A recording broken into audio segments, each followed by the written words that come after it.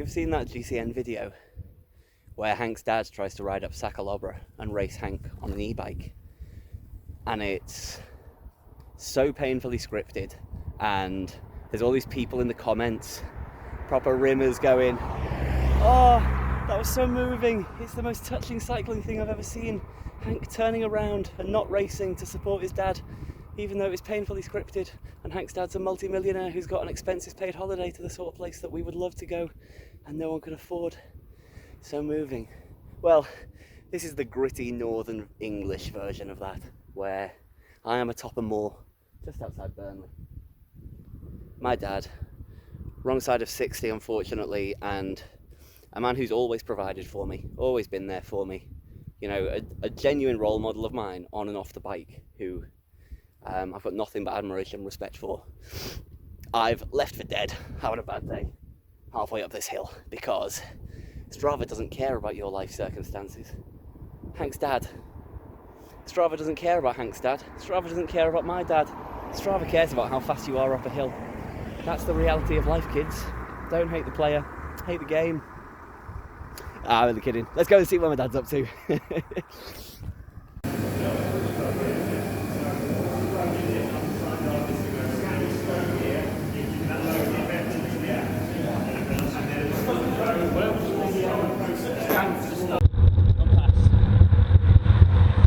I'm just going to turn the camera on and get a little bit of footage of all of us. Be nice. Yeah. There we go, morning camera.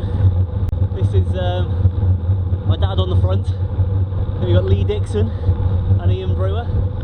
Obviously myself, sitting out on the Lancashire 100 climbs. 100 hardest climbs, sportive. Simple setup is basically 9 climbs around Forest of Bowland area, South Forest of Bowland. Do as many or as few as you like, and at the top of each one, scan a QR code to say you've done it, and then we regroup here in, I don't know where we are. Cracking vista. So as I explained at the beginning, the premise of this is that we go out and tick off as many climbs as you want from a list of predetermined climbs. Each one counts for a different number of points. So Ian and Lee decided they were going to do a certain number. My dad and I decided we were going to go for all 9. So that meant we were going to ride the first bit together up Pendle and then go our separate ways, just so that we could all have the sort of day that would suit us, really. There we go. Not bad at all, that view, is it? So here we go, through Sabden, over this lovely bridge, out to hit the Pendle. Power meter's not working, so I'm just hoping for the best.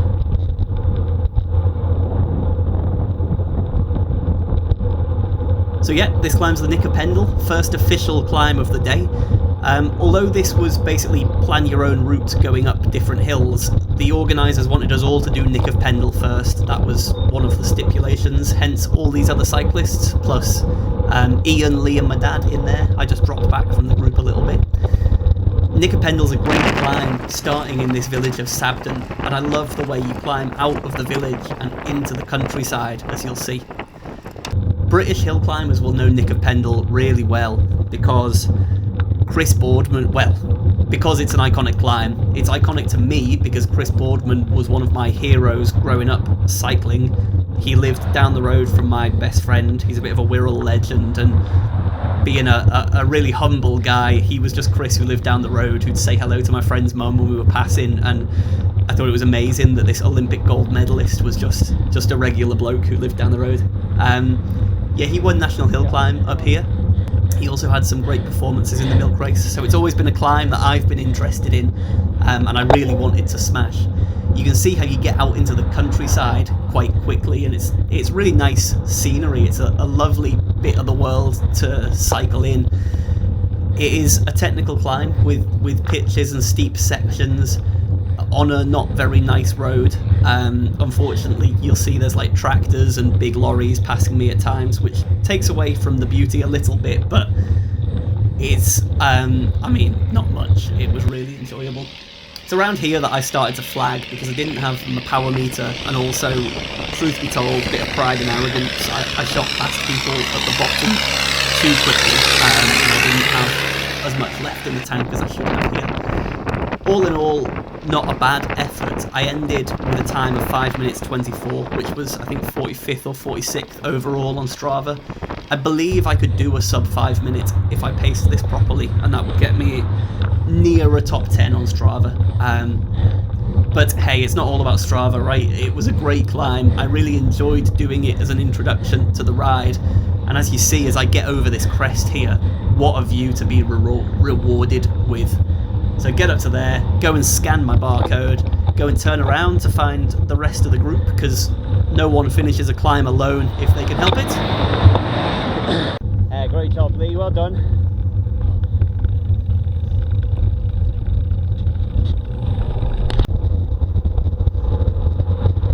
So just descending now. I think that's Clitheroe ahead of us. Dropping down off Pendle. At the bottom here, my dad and I are going right to Pendle Hill, and Lee and Ian are going straight over. I think to Newton Fell.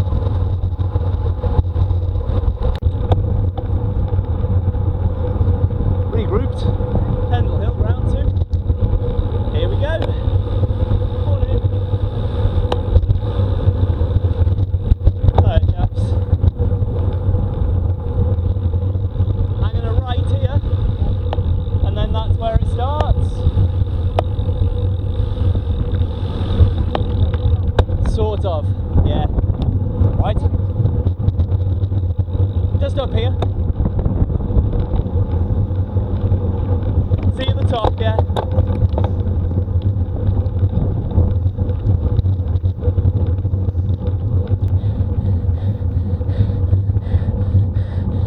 So, going up Pendle Hill now, which is the same hill as the Nicker Pendle, but further down and backwards, basically. It's very different. It's nowhere near as steep. Pretty much none of it is steep. It's a long drag. I had a headwind, and I really hadn't prepared adequately at all. So I was going quite hard, but it became apparent very quickly that I wasn't going to be getting a great time. Although I didn't have power, I've got that Strava segment thing on my Garmin, and I was comparing to a mate who lives in the area, and I just couldn't keep up with his time in the slightest. So I was enjoying the hill, despite it being a bit of a slog. As you can see, lovely blue sky and sunshine, so can't complain about that. But I had no idea where it was going to end. I completed the Strava segment, but I turned around well before the sign because I was pretty confused about where it went. So honestly, not my finest hour. Here's me turning round to go back to meet my dad because I thought I'd finished, but I hadn't finished at all.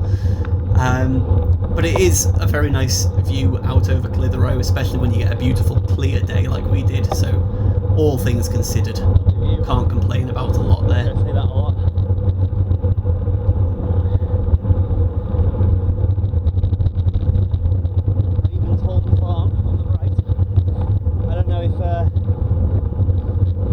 My viewers are Half-Life 2 fans. It's Ravenholm, the village with all the zombies, and the crazy priest. Chapter, we don't go to Ravenholm. If so, scared the shit out of me when I was a kid. From the straight on, we do just a little circle here. Right, stop and scan this sign. Oh yeah. Straight down into the quaint little village of Barley now. I was already having front camera issues. What happened was I turned it on to try and get it to pair to things that I couldn't pair to, because the verb can do that. And although I wasn't recording, I didn't realise the camera didn't turn off when I pressed one of the buttons, and anyway, battery drained, so I've got no more front-facing camera footage. I do apologise. The area around Barley was really cool. It felt like for Scousers, it felt like Manchester's Moel Famau. It was the place that Manchester clearly comes for a nice day out in the countryside.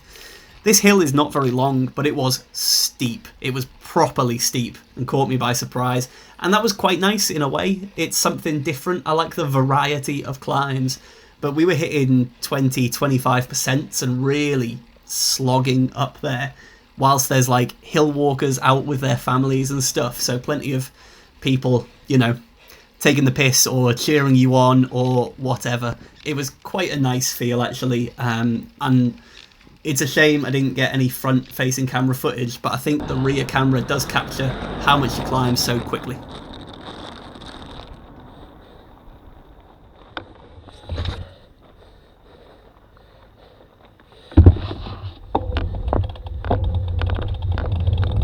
Sorry, I'm shooting through your picture. Come on, Dad, not far. You can see the sign.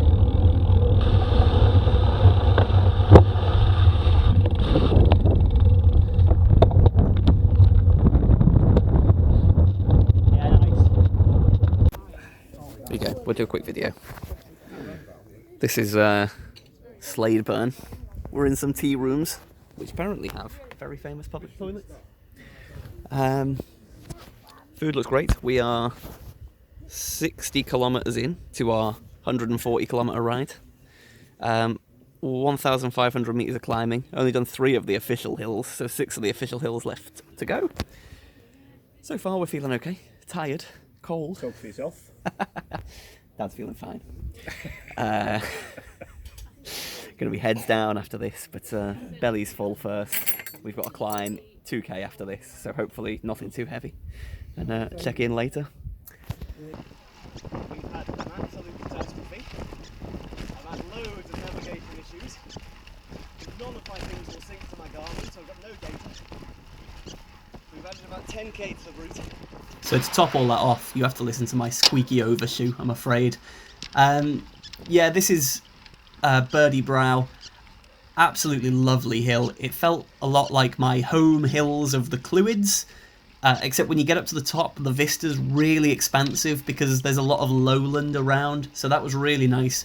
Steep though, it was quite challenging actually, really quite challenging. And truth be told, my head had gone a little bit at this point. I couldn't quite get myself to give everything I had up each of the climbs. Sad to admit. Yeah. Right. You wanna crack on? Yes, I'll maybe see you somewhere around. You will overtake me. We'll see. Have a good one, mate. Kept seeing that guy around. Never even got his name, but absolutely lovely chap. The sort of thing that just happens on sportive. You make friends, don't you? Yeah, he was really nice. Really fun guy to chat to as we were climbing. So this is Jeffrey Hill now. This was one that we'd been warned about as being particularly severe. It's got a couple of, I won't say switchbacks, but like sharp corners on it where the road gets particularly steep and the view kind of expands behind you each time. We'd been lucky enough, I say lucky enough, to descend it first because we needed to do the route in a certain way. So we had to go down it, turn around to come back up, and then turn around and go back down it again, which at least meant I had some expectation of where it got steep. It was the same ridge as Birdie Brow, the one I just climbed up, but slightly different area of it. And I think I was struggling. I was in a bit of a mood at this point, but it would have been one of my favourites just for the view you get as you climb up it. And I love climbs where you turn a corner and it's like you've unlocked some hidden view that you didn't have before, and there's very much that on Jeffrey Hill.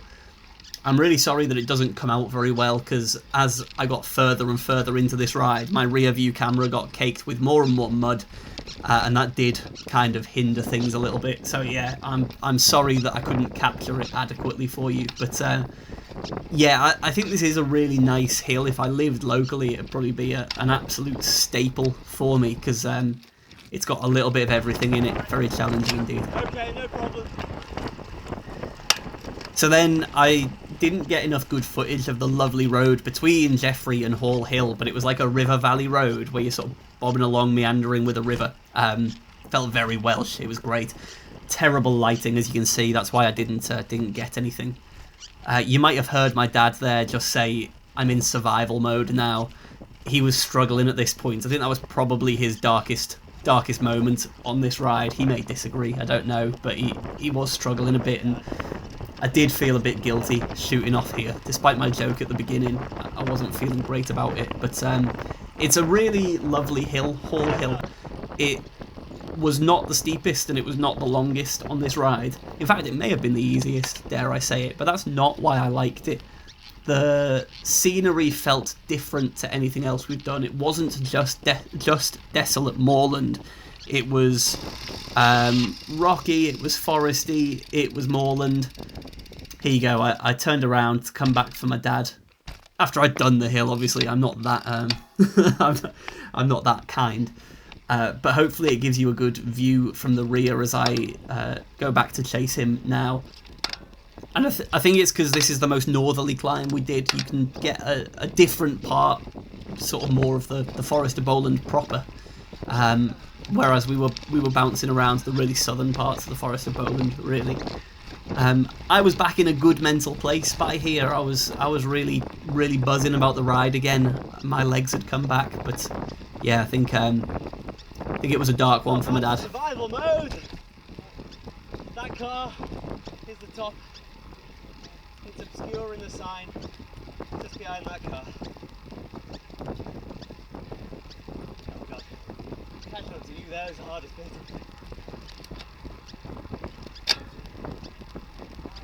Yeah. Go around it.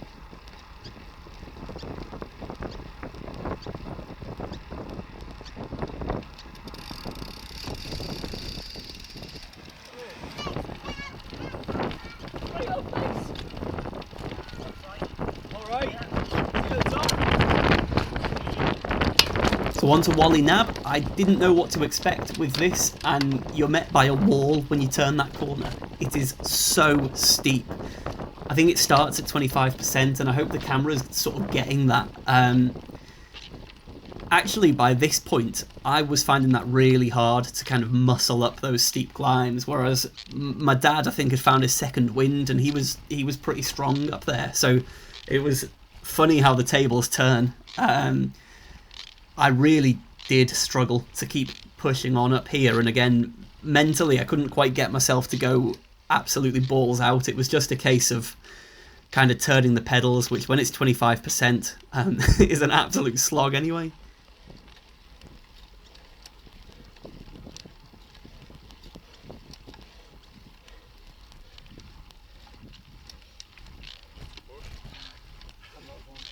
My dad's about to come past, I think he might need it more.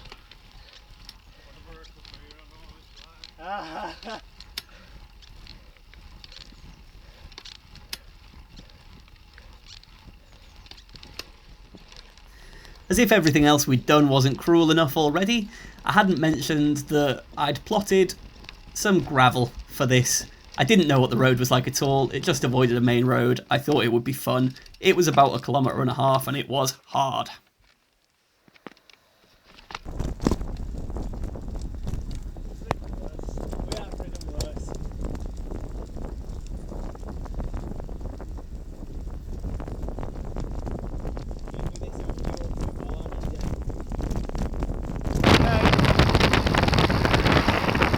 So we just turn off there onto the final climb of the day, called Crown Point. We had to do a bit of, suburban riding, unfortunately, up some climbs around Burnley, just the outskirts of Burnley, I guess, and then we turned off back up the moor that we started the day on. I didn't know what to make of this climb, but I thought I did want to end with a fairly strong effort.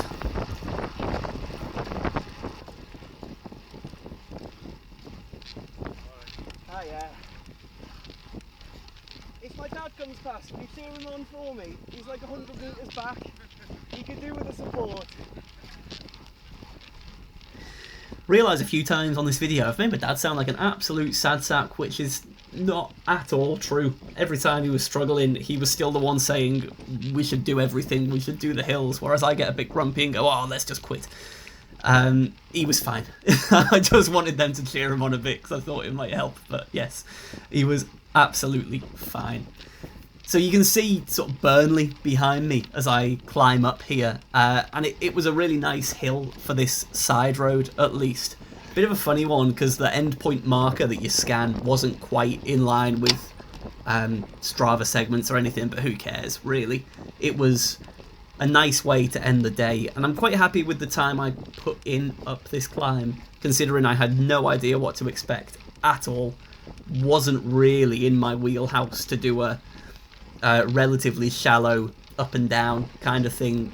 I like to use power to pace those climbs, and I like to spin my legs a bit more, and if I hadn't whinged enough about it already, didn't have any power, which I didn't have any power readings, and I didn't have any power left in my legs. I meant I didn't have any power readings, but yes, as you get up, the view up here, as the sun, you can see the sun's kind of starting to set now, but that late evening light, do they call it the golden hour? Is that a thing that artsy people say? Yeah. It even made Burnley look nice, so how good must that lighting have been, that I was looking out over Burnley and going, wow, what a beautiful view.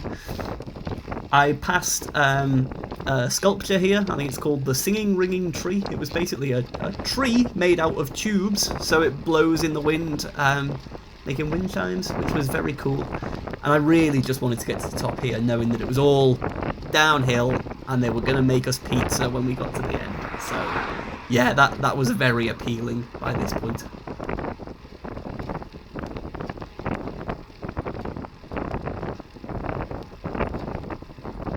Oh, Dad, nearly there. Nearly there. Nice smile. Yeah. Doing well. See the sign just up there? I thought I'd give you a double speed example of the run-in. It was actually a really nice descent from this moor back down to the venue. And some final thoughts on the ride as we go on this descent. Starting from the beginning, it was brilliant to meet Lee and Ian. One of my favourite things about Backpedal has been making friends online to make Zwift more interesting and feel part of a community, but also making them into sort of real world friends. So although we didn't do loads of the ride together, meeting Lee and Ian, you know, chatting to people that I've got an avatar and a name to, was fantastic. That was probably the high point of the day for me.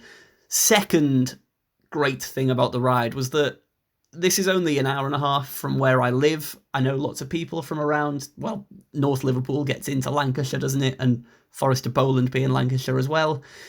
And I've never ridden here. So an excuse to see a different part of the world was fantastic. And of course, to get my good bike out, my summer bike, was great too.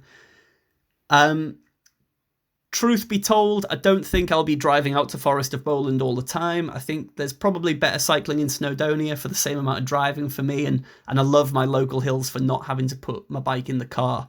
But if you're anywhere near, I'd really recommend taking your bike and getting out, because it's sensational cycling around there. Genuinely, really brilliant cycling.